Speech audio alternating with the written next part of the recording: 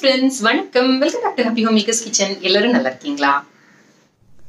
இன்னைக்கு வீட்லயே எப்படி மேகி நூடுல்ஸும் மேகி மசாலாவும் செய்யறதுன்னு பார்ப்போம். இது கிட்டத்தட்ட 90% நம்ம வாங்குற மேகி மாதிரியே இருக்கும்.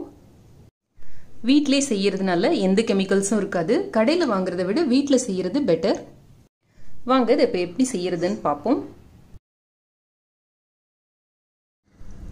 ஒரு சின்ன பீஸ் ஜாதிக்காய், இதில் வந்து ரொம்ப இவ்வளோண்டு சின்ன பீஸ் நீங்கள் எடுத்தீங்கன்னா போகிறோம். அதுக்கு மேலே எடுத்தீங்க அப்படின்னா ரொம்ப ஸ்மெல் வர ஆரம்பிக்கும். அந்த மாதிரி ஒரு சின்ன பீஸ் ஜாதி பத்திரி, ஒரு சின்ன பீஸ் சுக்கு, அந்த மேலே இருக்கிற தோலெல்லாம் எடுத்துட்டு இந்த மாதிரி தட்டி வச்சுக்கோங்க. இல்லை நீங்கள் சுக்குப்பொடி எடுக்கிற மாதிரி இருந்தீங்க அப்படின்னா ஒரு அரை டீஸ்பூன் அளவுக்கு கூட சுக்குப்பொடி எடுத்துக்கலாம்.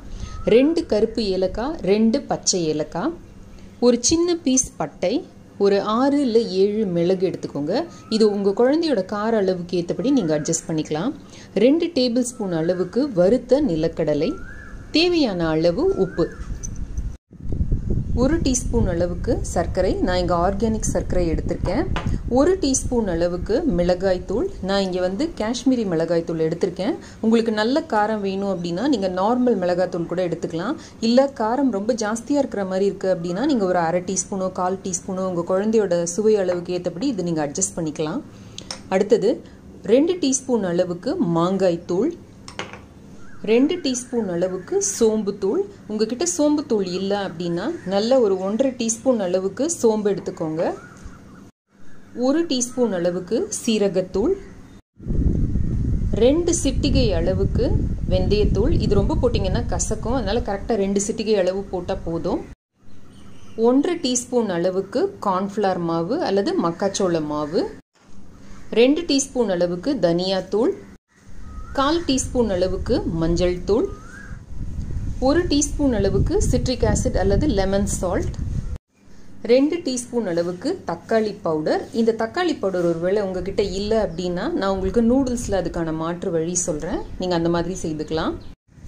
2 டீஸ்பூன் அளவுக்கு வெங்காய பவுடர், இதுவும் உங்களுக்கு வாங்க கிடைக்குது. இது எல்லாமே நான் நட்ஸ் அண்ட் ஸ்பைசஸ்லேருந்து வாங்கினேன். இது வந்து 36 ரூபா ஆகுது 100 கிராம். 2 டீஸ்பூன் அளவுக்கு பூண்டு தூள், இதுவும் வந்து நட்ஸ் அண்ட் ஸ்பைசஸ்லேருந்து தான் வாங்கினேன்னா இது வந்து 32 ரூபா ஆகுது 100 கிராம். தக்காளி 100 கிராம் பேக்கெட் 50 ரூபா.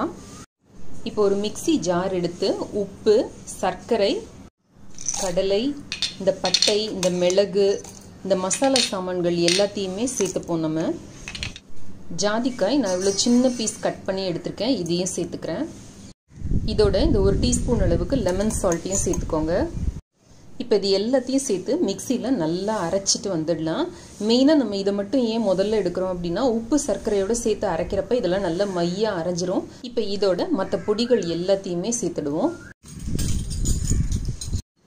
இப்போ நம்மளோட மேகி டேஸ்ட் மேக்கர் அல்லது மேகி மசாலா தயார்.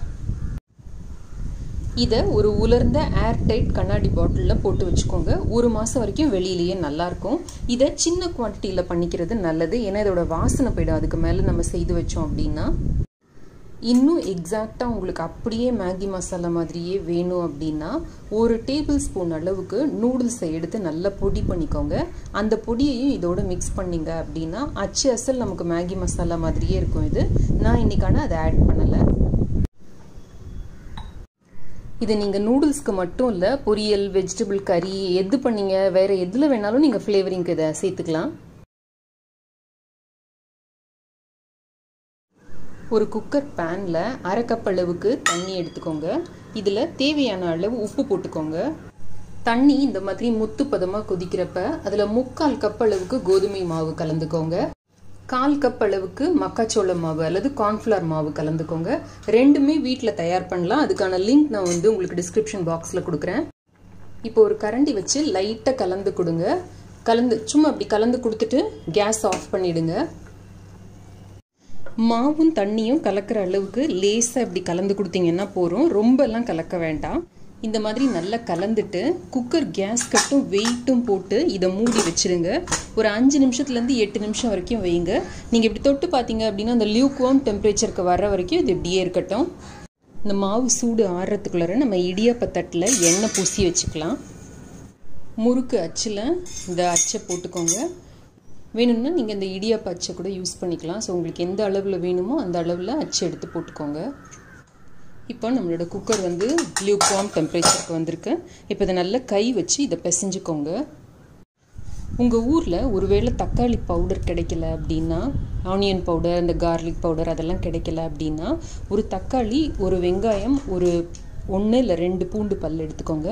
மிக்சியில் போட்டு அதை நல்லா அரைச்சிக்கோங்க. அரைச்சிட்டு 1/2 கப் அளவுக்கு ஜூஸ் வர்ற மாதிரி அதை தண்ணி கலந்து எடுத்து வடிகட்டி எடுத்து அதை ஹீட் பண்ணி அதில் இந்த மாவை போட்டு பிசைஞ்சுக்கோங்க. அப்படி பிசைஞ்சிங்க அப்படின்னா ஓரளவுக்கு உங்களுக்கு அந்த மேகி டேஸ்ட்டு கொண்டு வர முடியும். இந்த மாதிரி மாவை பிசைஞ்சு நம்ம இடியாப்பாச்சில் போட்டு இப்போ பிழிஞ்சிக்கலாம். இந்த மாவு கொஞ்சம் வெது வெதுப்பாகவே இருக்கிறப்ப பிழிஞ்சிங்க அப்படின்னா தான் உங்களுக்கு புழியறதுக்கு ஈஸியாக இருக்கும். கொஞ்சம் கோல்ட் ஆகிடுச்சு மாவு அப்படின்னா ரொம்ப ஹார்டாக இருக்கும். இப்போ இதை இடியாப்ப தட்டில் பிழிஞ்சிக்கோங்க. இட்லி பானையில் தண்ணி வச்சு நல்லா சூடு பண்ணுங்கள். இப்போ இந்த நூடுல்ஸை வச்சு 10 நிமிஷம் வேக வச்சு எடுத்துக்கலாம்.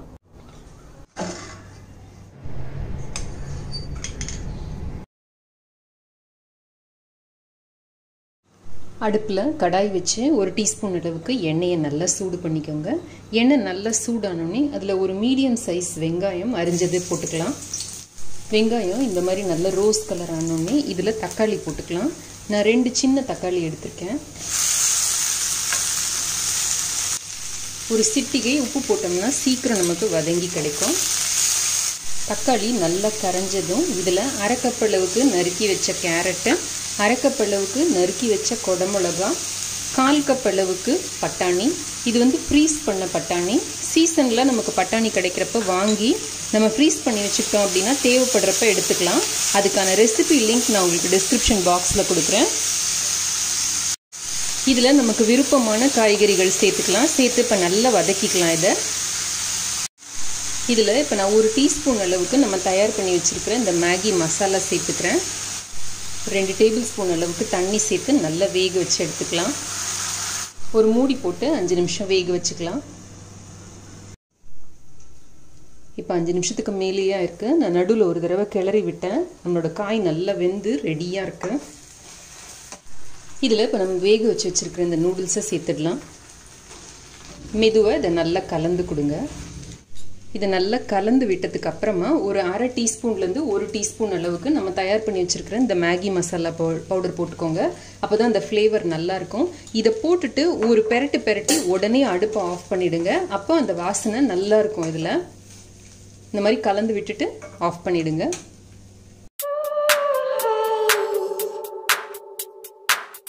இந்த வீடியோ உங்களுக்கு ரொம்ப பிடிச்சிருக்கும்னு நினைக்கிறேன். பயனுள்ளதாகவும் இருக்கும்னு நினைக்கிறேன். அவசியம் இதை ட்ரை செய்து பாருங்க. ட்ரை செய்து பார்த்து எனக்கு உங்களோட கமெண்ட்ஸையும் ஃபீட்பேக்கையும் கீழே இருக்கிற கமெண்ட் செக்ஷன்ல எழுதி அனுப்புங்க.